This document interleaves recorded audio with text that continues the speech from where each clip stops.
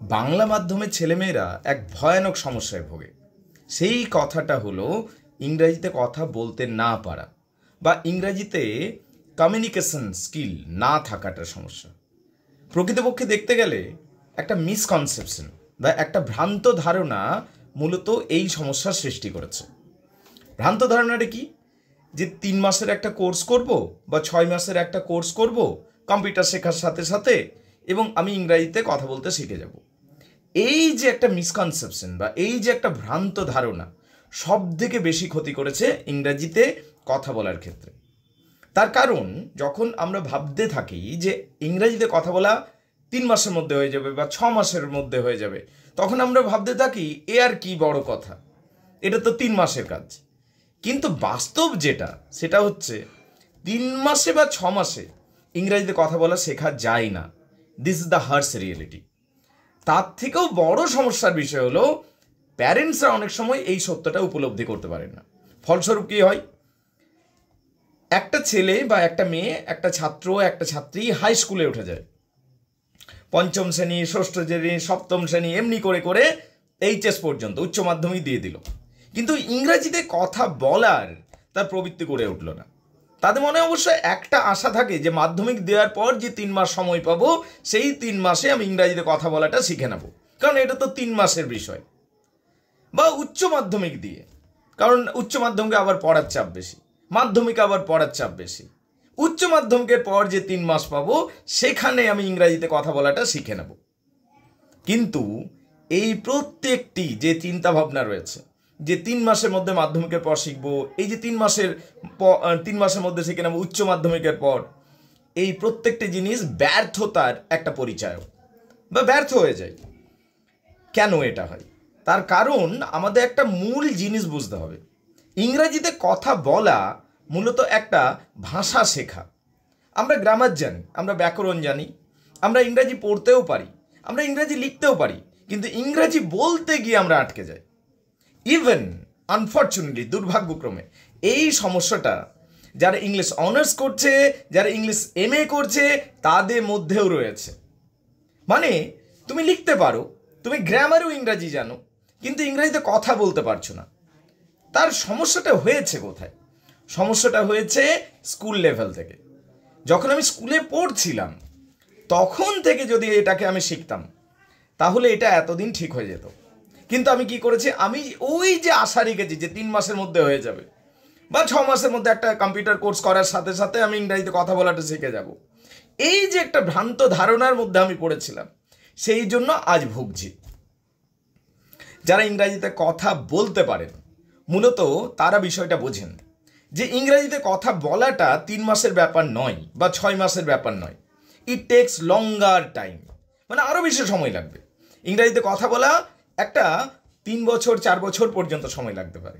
একটা ছোট্ট জিনিস বোঝাতে চাইব, যারা পড়াশোনার ব্যাপারটা বোঝেন তারা নিজেদের ছেলেমেয়েকে ইংলিশ মিডিয়াম বা ইংরাজি মাধ্যমে দিয়ে দেন। কেন? তার রিজন একটাই, যে তারা বোঝেন যে ইংরাজিতে কথা বলতে সময় লাগবে। এটা 3 মাস বা 6 মাস বা 9 মাসের নয়, এটা হয়তো 4 বছর 5 বছরও লাগতে পারে। আমি যদি তাকে, ছেলেটাকে বা মেয়েটাকে বা কোনো ছাত্রকে ছাত্রীকে এমন একটা সিস্টেমের মধ্যে রেখে দিই যে বছরের পর বছর পড়াশোনার সাথে সাথে সে ইংরাজিতে কথা বলাটা শিখতে থাকবে, তাহলে সে আসলে ইংরাজিতে কথা বলাটা শিখে যাবে। কিন্তু বাংলা মাধ্যমের ক্ষেত্রে এই যে গোড়ায় গলদটা হচ্ছে, সেইটা সব থেকে বেশি ক্ষতি করছে। ফলস্বরূপ আমরা কি দেখতে পাচ্ছি? ওই যে আমাদের একটা চলতি ধারণা বা বিজ্ঞাপনের লাইন, 3 মাসে ইংরাজি শিখুন বা 6 মাসে ইংরাজি শিখুন, এই যে চলতি ধারণা রয়েছে, এইটাতে আমরা সব থেকে বেশি ক্ষতিগ্রস্ত হয়ে পড়েছি। তার কারণ আমাদের মনে হচ্ছে যে এটার কি বড় বিষয়, কিন্তু এইটাই বড় বিষয়। আমি আমার ব্যক্তিগত অভিজ্ঞতা থেকে বলছি, ইংলিশ অনার্স করা ছেলেমেয়েরা, কারণ যারা ইংলিশ অনার্স করেছে, এমএ পাস করা ছেলেমেয়েরা অনেকে ইংরাজিতে কথা বলতে পারছে না। ইভেন আনফর্চুনেট, কিন্তু ঘটনাটা সত্যি। ক্লাস 7-8-এর একটা ইংলিশ মিডিয়াম স্টুডেন্ট, ইংরাজি মাধ্যমের 7ম শ্রেণীর ছাত্র, আর বাংলা মাধ্যম থেকে পড়াশোনা করে ইংলিশ অনার্স করেছে, এইরকম একটি ছাত্রের মধ্যে যখন ইংরাজিতে কথাবার্তা হচ্ছে, আমরা পরিষ্কার পার্থক্য দেখতে পাচ্ছি। ইংলিশ মিডিয়াম থেকে আসা ক্লাস 7-এর স্টুডেন্ট অনেক ভালো ইংরাজি বলছে এমএ পাস করা বা ইংলিশ অনার্স করা ছেলেটির থেকে। হচ্ছে কেন, সমস্যাটা কি? সমস্যাটা হচ্ছে সেই মূল চিন্তা ভাবনাতে, যেখানে আমরা ধরে রেখেছিলাম যে ইংরাজিতে কথা বলা আর কি বিষয়, 3 মাসেই তো হয়ে যাবে। এই 3 মাসের ভরসায় থেকে যাওয়াটা সব থেকে বড় গলদ। তাহলে এখন সমাধান কি? এই তো সমস্যার কথা বললাম, সমাধান অবশ্য আছে। সমাধান হচ্ছে আমরা যেরকম শিখছি ইংরাজিটা বাংলা মাধ্যমে তাই শিখতে হবে, কিন্তু তার পাশে পাশে সপ্তাহে অন্তত 1 দিন করে, বা সম্ভব হলে 2 দিন, 1 দিন তো মাস্ট, সপ্তাহে অন্তত 1 দিন করে অবশ্যই ইংরাজিতে কথা বলতে হবে। এবং সেটা করতে হবে 5ম শ্রেণী থেকে, 5, 6, 7, 8, 9, 10, 11, 12 এইরকম করে 5-6 বছর ধরে যদি আমরা শিখতে পারি, তবে ইংরাজিতে কথা বলাটা আমাদের মধ্যে সহজাতভাবে চলে আসবে।